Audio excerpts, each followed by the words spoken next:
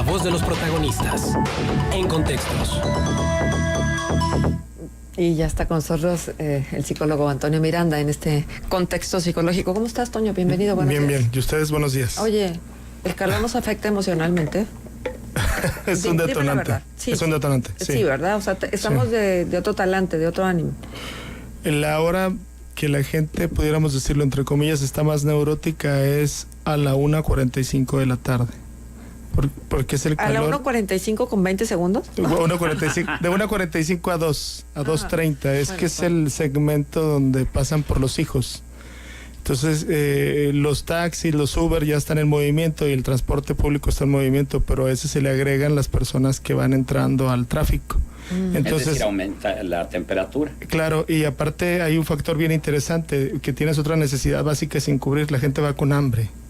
Entonces salir con hambre, ir por los hijos, y la gente generalmente va pensando el regreso al trabajo a las 4 o 3 de la tarde, que es la gran mayoría. Entonces la gente va tensa, va muy cansada, y según se pudiera observar, antes de la quincena todavía se pone un poquito peor. Entonces sí, el calor hace que detone la gente y que andemos un poquito más susceptibles al conflicto. Entonces en cualquier momento explotamos y luego nos podemos pelear con el de al lado, y es cuando más accidentes seguramente hay. Ajá. Y bueno, además del calor, todos estos factores añadidos que crispan el ánimo, ¿no? Y lo que ayer se dio a conocer en torno al espionaje que pudiera estar practicando el gobierno de Enrique Peña Nieto contra activistas y contra periodistas y contra algunas otras personas que le son incómodas, pues también hace que de alguna manera algo se mueva en nuestro interior. Sí, desde luego. Hablar del espionaje, tendríamos que entrar a la parte psicológica y verlo de una manera como más... todos lo tenemos en algún momento, lo manejamos de alguna forma. Ya hemos hablado del poder, pero el espionaje implica admiración, que es un tema que luego se nos va de lado, ¿no? Es como la fobia. La persona que tiene una fobia no es que lo que evita en el fondo lo desea. Psicológicamente hablando, si tú espías a alguien es porque hay una dosis de envidia y una dosis de admiración. ¿Y de temor tal vez? Sí, claro, por eso viene la envidia. La admiración hace que veas a la persona por encima de ti, más capaz, más fuerte, con más presencia, con más liderazgo, con más poder. Entonces tú, cuando le concedes a alguien o espías a alguien, hay una admiración, pero la admiración generalmente lo que se le hace saludablemente es aliarte a esa admiración, formar parte de esa admiración. Pero en México, como hemos hablado mucho de la polarización, esta admiración se convierte en envidia, y la envidia combinada con el poder genera una cuestión se vuelve siniestro, como lo decía como dijo Carmen Aristegui. Exacto, porque es poder, un poquito de ignorancia y un poquito de envidia. Entonces eso convierte una bomba de tiempo. Entonces esto pasaba con los rusos, los norteamericanos, en muchas guerras, en muchas situaciones de guerrillas incluso. Si lo ves tú en situaciones de trabajo más habituales, es el que en un trabajo busca al compañero para que cuente el chisme que hay en el grupo, ¿no? Para decir, admiro, no vas a reconocer que admiras, envidias, entonces destruyes. La gran diferencia entre los celos y la envidia es que los celos son constructivos.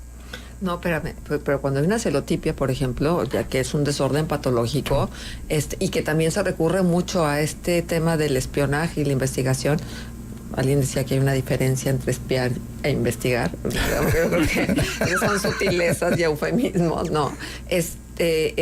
Sí, es sumamente destructivo. Sí, lo que pasa es que los manejan en la psicopatología en los términos como celotipia, y desde luego es una envidia mal llevada.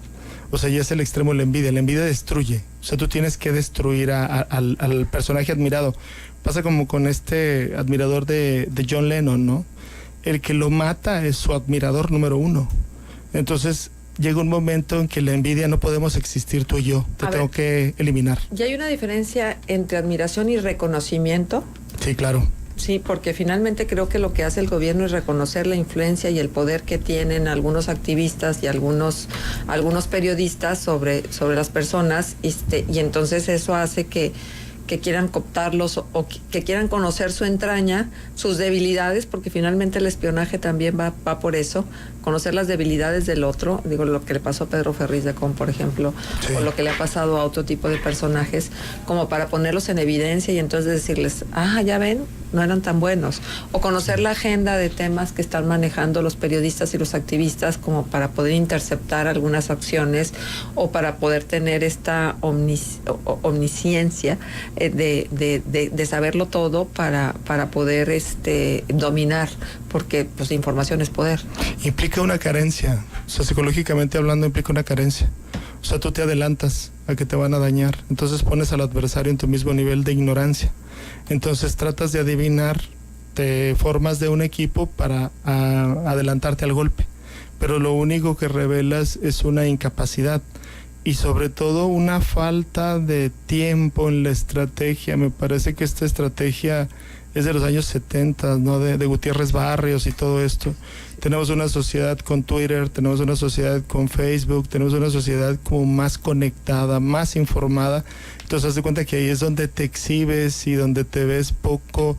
Digo, si vas a ser malo, diría Frank Underwood de House of Cards, que por cierto, no, ya no lo cites, que por cierto no existe, no existe. No, pero hay que decirle a los políticos que es como Superman, no existe y no está. O sea, pero él decía esto de tienes que ser admirable en el poder y tienes que ser como malo para verdaderamente ejercerlo cuando tienes esa situación. Pero aquí, aparte de la ignorancia, revelas una admiración enorme por lo diferente y por la capacidad que tiene el otro y la fortaleza que tiene el otro. Ahora, espiar a un hijo de alguien, pues ya estás hablando de un chico de 14 años. Sí, pero imagínate el nivel de miedo combinado con la envidia y con el poder, terminas haciendo una bomba, ¿no? Uh-huh. Terminas haciendo una bomba de tiempo, que al final es como de, tengo que poder porque tengo que poder. O sea, es el papá contra el hijo peleándose y el hijo se revela, y hasta que llega un momento donde se agarran a golpes y uno salga severamente lesionado, ¿no? Por tratarle de hacerlo un poco más coloquial el esquema del espionaje. Decías hace unos momentos que los celos son constructivos. Sí, bueno, más constructivos que la envidia. Ajá. O sea, el celar implica posesión, desde luego, no es lo más sano que digamos, pero los celos te llevan a construir, a buscar, a tratar de conquistar, por ejemplo. Y la envidia pero no tiene necesariamente, no siempre. Bueno, la celotita. Porque hay celos que buscan destruir. Que matan. Lo que pasa sí, exactamente. Pero que no es frase de canción, es parte de la realidad. No, pero esa es la terminología. O sea, ahí estamos hablando de envidia. Los celos que destruyen son envidia. Pero hay celos que son más constructivos. ¿Como para qué construyen los celos? Los celos entre hermanos genera una rivalidad sana que en el futuro va a hacer que tú puedas tener una rivalidad con tus compañeros de una manera adecuada.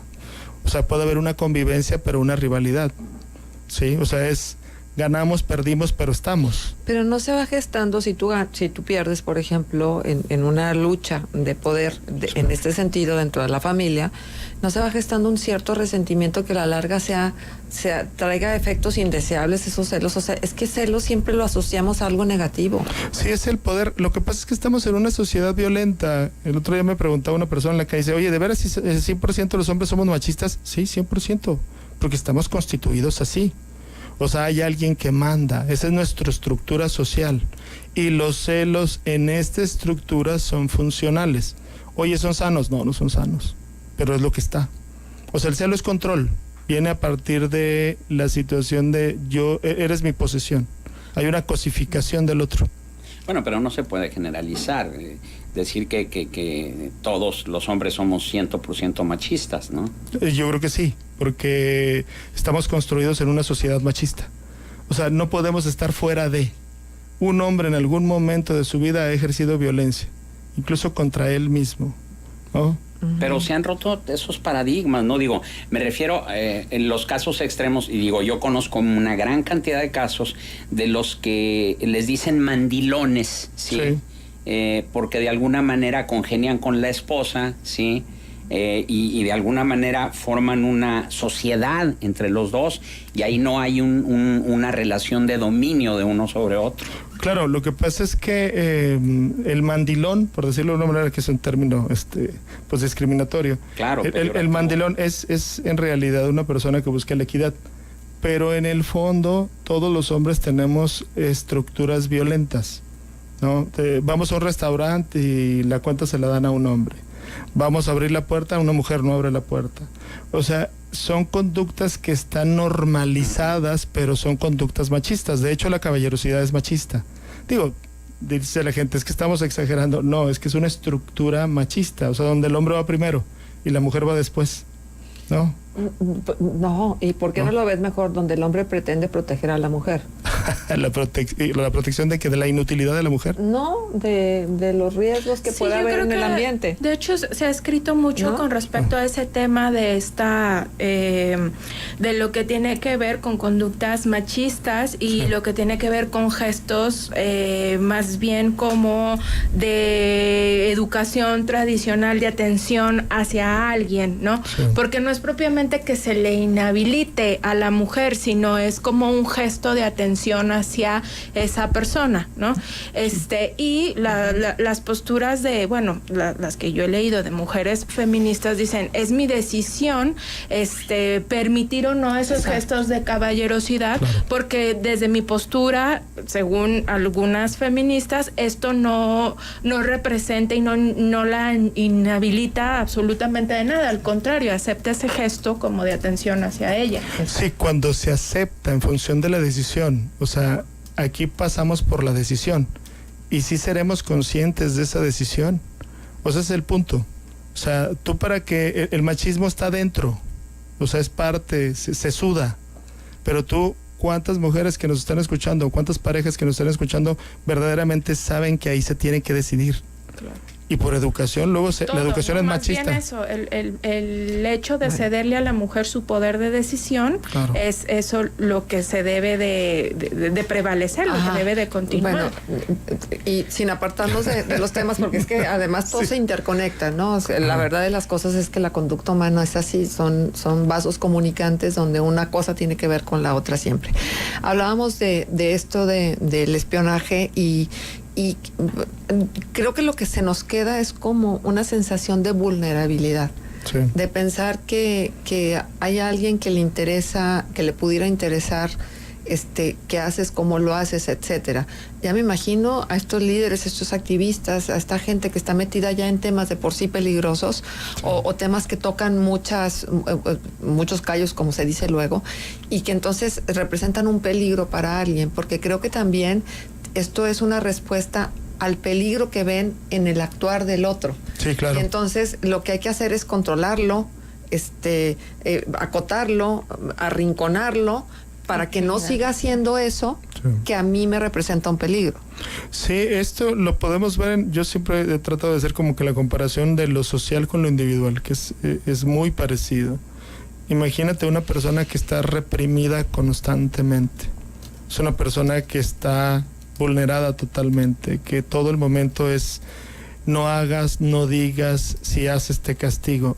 Esa persona va a generar cierto tipo de sintomatología, resentimiento, dolor, problemas crónicos. No es de gratis que en este momento y solo por la comida tengamos gente obesa, más cáncer, más accidentes vasculares. O sea, por algún lado tiene que salir esa presión tan grande. Ahora, socialmente, ¿por dónde va a salir?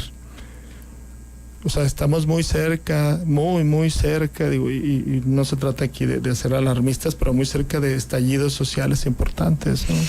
Híjole, ojalá y tu boca no sea profeta. Dice, respecto al espionaje federal, estatal y municipal, no es raro de un gobierno fascista que quiere tener el control de todo el pueblo y quiere posicionarse en el poder, saber cuáles son sus enemigos para poder controlarlos. Que no se nos olvide la masacre de Tlatelolco y la otra masacre del jueves de Corpus, y es la carta de presentación del gobierno priista. Bien, pues muchísimas gracias, Toño, por estar con nosotros. No, de qué, a ustedes. Toño Miranda, en nuestro contexto psicológico.